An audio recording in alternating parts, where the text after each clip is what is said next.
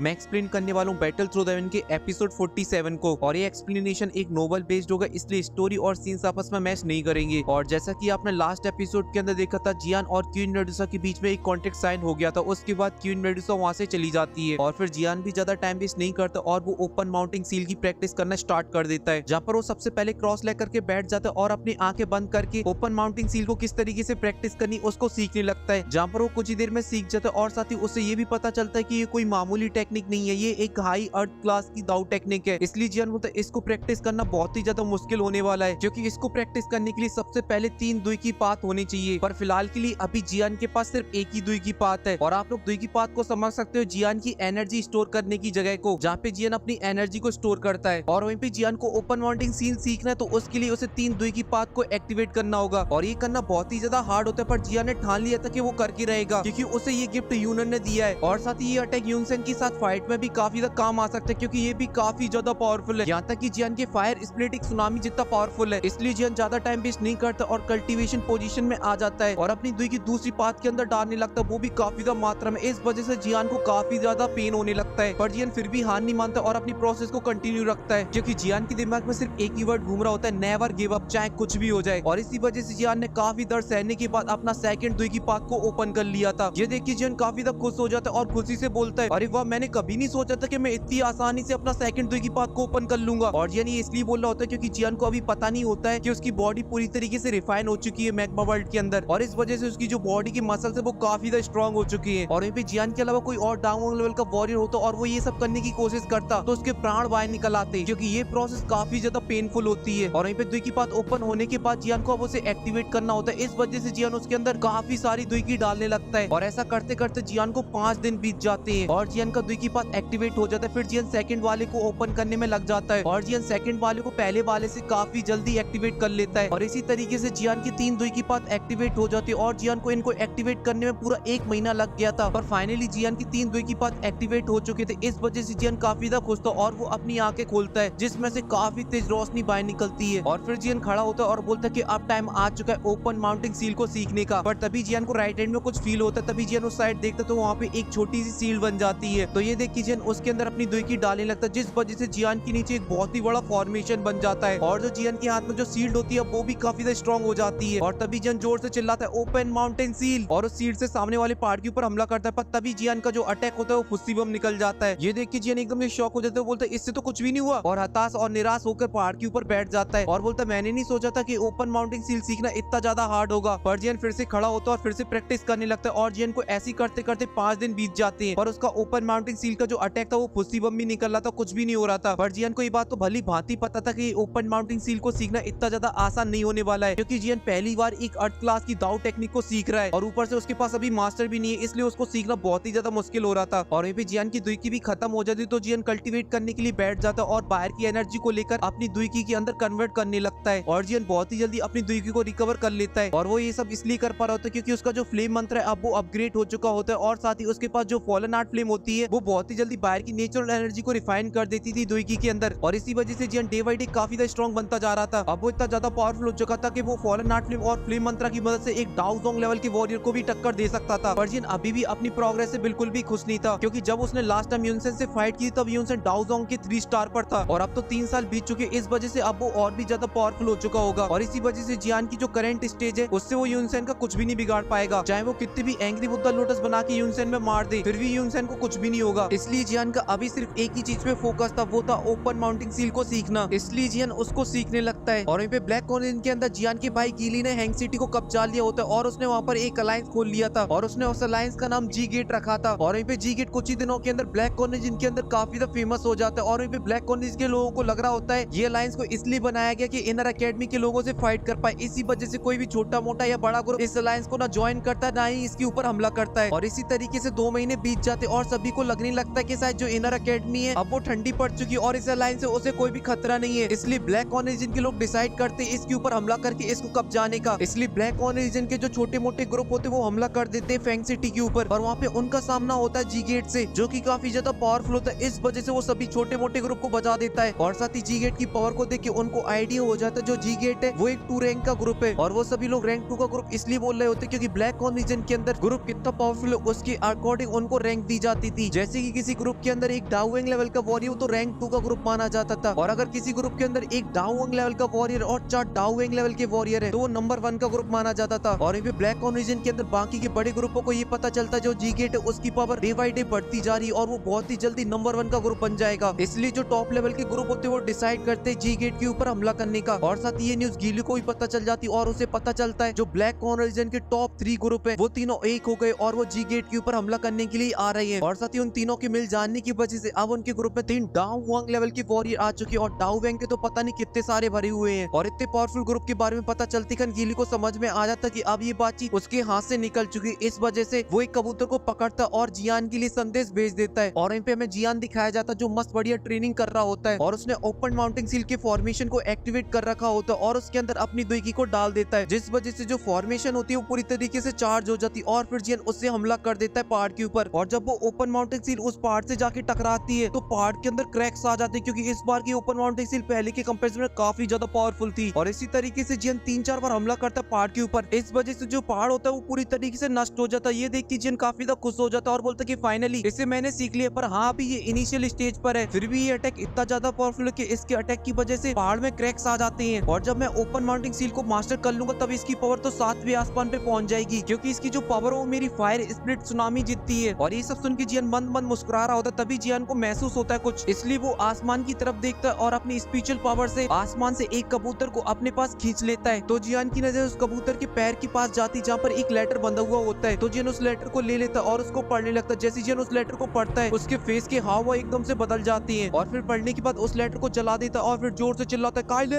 जल्दी आओ हमें यहाँ से जाना है। और फिर जियान इंतजार करने लगता है क्वीन मेडुसा का, पर काफी देर हो जाती है वहाँ पे कोई भी नहीं आता। तभी जियान चिल्लाता है क्वीन मेडुसा। इतना बोलती कन वहाँ पे क्वीन मेडुसा आ जाती है। तो जियान बोलता है क्वीन मेडुसा मुझे तुम्हारी हेल्प चाहिए इसलिए अभी मेरे साथ तुम ब्लैक कॉर्न रीजन चलो। तो ये सुनती कन क्वीन मेडुसा अपने एटीट्यूड में बोलती क्या तुमने मुझे अपना नौकर समझ रखा है। तो ये सुनती कन जियान बोलता है क्वीन मेडुसा शायद तुम भूल रही हो कि हमारे बीच में क्या डील हुई थी, इसलिए तुमने अभी मेरी बात नहीं मानी तो हमारे बीच की जो डील है वो टूट जाएगी और फिर तुम्हें सोल रिकवरी पिल कभी नहीं मिलेगी क्योंकि मेरे अलावा इस कॉन्टिनेंट के अंदर कोई भी नहीं है जो तुम्हारे लिए टियर 6 की पिल बना पाए। और इतना बोलती खन जियान अपने दुई की विंग्स को बाहर निकालता और वहाँ से जाने लगता है। और साथ ही जियान इस बार अपने पैन गेट के और इनर अकेडमी के दोस्तों को लेके नहीं जा रहा होता है क्योंकि जियान को लग रहा था बिना मतलब के छोटे मोटे फटाकों को ले जाने का कोई भी मतलब नहीं है क्योंकि इस बार जियान के साथ उसका न्यूक्लियर बम जा रहा होता है, इसलिए उसे छोटे मोटे बम्बों की जरूरत नहीं है। मतलब उसके साथ क्वीन मेडुसा जा रही है और अगर वही अकेली फट गई ब्लैक कॉर्न रीजन के ऊपर तो पूरे ब्लैक कॉर्न रीजन का नामो निशान मिटा देगी पूरे द्वीपी कॉन्टिनेंट से। और फिर क्वीन मेडुसा थोड़ी सी चीखती और चिल्लाती है पर है तो आखिर में हंसी नहीं, इसलिए जियान के साथ जाने के लिए मान जाती पर वो थोड़ा सा डिस्टेंस में चलती है जियान से। और फिर ब्लैक कॉर्न रीजन के टॉप 3 ग्रुप भी हैंगफेंग सिटी के अंदर एंटर हो चुके थे और उन तीनों ग्रुप को लग रहा होता कि आज वो बहुत ही आसानी से फेंग सिटी को कब्जा लेंगे और इसी वजह से वो हैंगफेंग के पैलेस की तरफ आगे बढ़ रहे होते हैं क्योंकि इन तीनों ग्रुपों को अपनी पावर पे बहुत ही ज्यादा घमंड था क्योंकि ये ब्लैक कॉर्न रीजन के सबसे मजबूत ग्रुपों में से एक थे। यहाँ तक कि जब हैंगफेंग ने ब्लैक अलायंस बनाया तो हैंगफेंग इनके पास भी गया था अपने ग्रुप में इनको जोड़ने के लिए, पर इन्होंने हैंगफेंग की ब्लैक अलायंस में ज्वाइन होने से मना कर दिया था, जिस वजह से जो हैंगफेंग होता है गुस्से से आग बबूला हो जाता है। पर हैंगफेंग फिर भी इनके खिलाफ कोई भी एक्शन नहीं लेता है क्योंकि हैंगफेंग इन तीनों ग्रुप की पावरों से डरता था। यहाँ तक कि उसका ब्लैक अलायंस बनने के बाद भी हैंगफेंग उनसे पंगा नहीं लेता है। और वहीं पे ब्लैक कॉर्न रीजन के अंदर ये पता चलता कि 3 पावरफुल ग्रुप जी गेट के ऊपर हमला करने के लिए जा रहे हैं तो उन सभी को जी गेट के ऊपर काफी ज्यादा दया आने लगती है। और फिर सीन कट हो जाता है, फिर हमें दिखाया जाता है एक साइड जी गेट खड़ा हुआ होता है और दूसरी साइड वो तीनों पावरफुल ग्रुप खड़ी हुए होते हैं। तभी उन ग्रुप में से एक बंदा बोलता है हम तुम्हें 1 घंटे का टाइम देते, 1 घंटे के अंदर डिसाइड कर लो तुम्हें ये सिटी छोड़ के जानी या हमसे फाइट करनी है। और अगर तुम ये सिटी छोड़ के जाना चाहते हो तो हम कुछ भी नहीं बोलेंगे, तुम यहाँ से जा सकते हो। और अगर तुम हमसे फाइट करना चाहते हो तो हम भी फाइट करने से पीछे नहीं हटेंगे, यहाँ पे खून की नदियां बहा देंगे। और साथ ही अपनी पावर का थोड़ा सा नमूना भी दिखा देता है जिसे देख के सभी को पता चल जाता है कि ये बंदा डाउ वांग लेवल पर है। ये सुनते बाकी के लीडर भी बोलते हैं हाँ आप बिल्कुल सही बोल रहे हो। ये सब सुनने के बाद गिली थोड़ा स्मार्ट बनती हुई बोलता है आप जो बोल रहे हो उस बात को मानने के लिए मैं तैयार हूँ, पर मुझे ये समझ नहीं आ रहा कि आप तीनों ग्रुप में से मैं किस ग्रुप को ये सिटी को सौंप दूं, इसलिए आप तीनों डिसाइड कर लीजिए मुझे किसको देनी है ये सिटी। ये सुनती एक ग्रुप लीडर बोलती है मुझे सब समझ में आ रहा तू ये सब क्यों बोलना चाह रहा है, इस वजह से ये सब करने की कोई भी जरूरत नहीं है क्योंकि हम लोग आपस में नहीं लड़ने वाले, इस वजह से चुपचाप से तू ये सिटी को खाली कर। ये सुनती गिली एकदम से सीरियस हो जाता है और बोलता है मुझे आपकी बात मानने में बिल्कुल भी ऐतराज नहीं है, पर असलियत तो ये कि इस ग्रुप का जो लीडर है वो मैं नहीं हूँ और इस ग्रुप के जो लीडर है वो यहाँ पर नहीं है। अगर आप बोलते तो मैं उनको खत भिजवा देता हूँ और फिर हमारे लीडर जैसा बोलते हम लोग वैसा करने के लिए तैयार है। तो ये सुनती फीमेल लीडर बोलती है तुमने हमें क्या पागल पागल समझ रखा है जो फालतू की बकवास कर रहे हो और हमारे टाइम को वेस्ट कर रहे हो। हमने तुम्हें ऑलरेडी 1 घंटा दे दिया, इस वजह से 1 घंटे के अंदर डिसाइड कर लो तुम लोगों को क्या करना है। और अगर तुमने 1 घंटे के अंदर कोई जवाब नहीं है तो हम लोग यहाँ पे खून की नदियां बहाना स्टार्ट कर देंगे। जाएंगे। ये सब सुन के गीली काफी ज्यादा टेंशन में आ जाता है और वहीं पे जी गेट के जो वॉरियर होते हैं वो सभी अपने हथियार को कस के पकड़ लेते हैं, क्योंकि वो तैयार हो जाते लगे तेरी करने के लिए। पर तभी अचानक से जब मीटिंग चल रही होती है उन लोगों के बीच में आ जाता है जियान, और जब जी गेट के लोग जियान को देखते तो वो जोर जोर से नारे लगाने लगते हैं, हमारा लीडर कैसा हो, जियान टर्की जैसा हो, हमारा लीडर कैसा हो, जय गलफंडो बाला हो। तो जियान सभी को शांत कराता है और उन तीनों लोगों से बोलता है, अच्छा तो तुम लोग जो हमारे जी गेट को इस सिटी से बाहर निकालने की धमकी दे रहे हो, पर शायद अब तुम्हें पता नहीं कि हमारे जी गेट को यहाँ से बाहर निकालने की किसी की भी दम नहीं है। यहाँ तक कि तुम्हारे साथ हैंगफेंग भी आता ना तो भी हमें यहाँ से बाहर नहीं निकाल पाता, क्योंकि ये सिटी जी गेट की है और जी गेट की रहेगी। इसलिए अपने बोरी बिस्तर उठाओ और यहाँ से निकल लो। और जियान को इतना ज्यादा जोश इसलिए आ रहा होता है क्योंकि उसी पैलेस की छत के ऊपर बैठी होती है one and only queen Medusa. और वहीं पे जियान की बातें सुन के वो तीनों काफी ज्यादा टेंशन में आ जाते हैं, अबे ये कौन कहाँ से आ गया, क्योंकि उन तीनों को पता भी नहीं चला था कि जियान उन तीनों के सामने कब आ गया। इस वजह से वो तीनों समझ जाते हैं कि जियान कोई मामूली बंदा नहीं है। तभी एक ग्रुप का लीडर बोलता है, लड़के तू कौन है और हमारे और जी गेट की मेट्रो में क्यों घुस रहा है बीच में, क्योंकि तेरा इससे कोई लेना देना नहीं है, इस वजह से यहाँ से फूट ले वरना तेरी लेने के देने पड़ जाएंगी बीच में घुसने की वजह से। तो ये सुनती गीली बोलता है, कैसे नहीं है लेना देना, क्योंकि सारा लेना और देना इन्हीं के अंडर आता है, क्योंकि यही है हमारे ग्रुप के लीडर। ये सुनती उन तीनों की हवा टाइट हो जाती। तभी एक बुड्ढा लीडर बोलता है, लड़के तुम कौन हो और तुम्हारा नाम क्या है, क्योंकि आज से पहले मैंने तुम्हें कभी भी ब्लैक कॉर्न रीजन के अंदर नहीं देखा, इस वजह से क्या तुम मुझे बता सकते हैं कि तुम हो कौन। तो जियान बोलता है, मैं हूँ जी गेट का लीडर और मेरा नाम है जियान। और जब वो जियान नाम सुनते तो वो सभी के सभी काफी ज्यादा शॉक हो जाते, यहाँ तक कि जितने भी वॉरियर आए थे सभी ने जियान के बारे में सुन रखा था। तभी लीडर लेडी बोलती है, क्या तुम वही जियान हो जिसने हैंगफेंग और फेंगलाओ को मारा था। तो जियान बोलता है, हाँ मैं वही हूँ जिसने हैंगफेंग और फेंगलाओ को मारा था, और उन दोनों को मारना मेरे लिए बहुत ही ज्यादा आसान रहा था, पर मुझे ये समझ नहीं आया कि तुम लोग यहाँ पर क्या कर रहे हो, क्या तुम उन लोगों का बदला लेने के लिए आए हो यहाँ पर। और वहीं पे ये सब सुनने के बाद बेचारों का दिमाग का दही हो चुका था और वो सोचते थे सुबह सुबह किसका मुंह देख लिया जो जाकर दीवार में सर मार दिया, मतलब जियान से टकरा गए, जो कि यहाँ तक कि वो फेंगलाओ से तो ज्यादा पावरफुल थे पर वो हैंगफेंग से काफी ज्यादा कमजोर थे, पर जियान ने तो हैंगफेंग को भी निपटा दिया था, और इसलिए वो तीनों मिलकर भी जियान से फाइट करते तो भी जीतने के चांसेस जियान के ज्यादा होंगे। और जियान बोलते, अरे तुम लोगों को क्या हुआ, एकदम से तुम लोगों को क्या सांप सूंघ गया, और एक बात बताओ तुम लोग इतने सारे वॉरियर को लेकर यहाँ पे क्या कर रहे थे। और अब ये सुन के बेचारों की तो डर के मारे पैंट गीली होने लगती। तभी वो डरते हुए जियान से बोलते हैं, जियान भाई आपको पता है ना ये फेंग सिटी कितनी ज्यादा फेमस है, और साथ ही सिटी के अंदर ट्रेजरों का तो भंडार है, और जब से जी गेट ने हैंग सिटी को कब्जा है तब से वो सारी ट्रेजर्स को खुद ही रख रहा है, इसलिए हमको तो फूटी चबन्नी भी नहीं मिल रही है। तो ये सुनती जियान बोलता है, हैंग सिटी अब मेरी है, इस वजह से इसमें जो भी चीजें हैं वो सिर्फ और सिर्फ मेरी है, और अगर इसे किसी ने लेने की कोशिश भी की तो उसकी माँ की आंख काट दूंगा मैं, मतलब किसी को भी जिंदा नहीं छोड़ूंगा। अब ये सुन के वो तीनों के तीनों डर जाते और आपस में बातें करने लगते और बोलते हैं, अगर हम लोगों ने कुछ नहीं किया तो भी हम लोग पिटने वाले हैं, और अगर अपन लोग तीनों मिलकर जियान के ऊपर अटैक करते हैं तो शायद अपन जियान को 1% चांसेस है कि हरा दे, क्योंकि हमारे साथ जो वॉरियर आए वो भी काफी ज्यादा पावरफुल है, इस वजह से वो कुछ ही टाइम के अंदर जी गेट के सभी लोगों को मार देंगे और फिर हमारी मदद करने लगेंगे जियान को हराने में, और फिर हमारे जीतने के जो चांसेस वो काफी ज्यादा बढ़ जाएंगे और फिर हम जियान को मार डालेंगे। और फिर ये सब देख के जियान समझ जाता है कि इन लोगों के दिमाग में क्या चल रहा है, इसलिए इनकी औकात इनको दिखानी पड़ेगी। तभी जियान एक इशारा करता है और वहाँ पे आ जाती one and only hottest queen,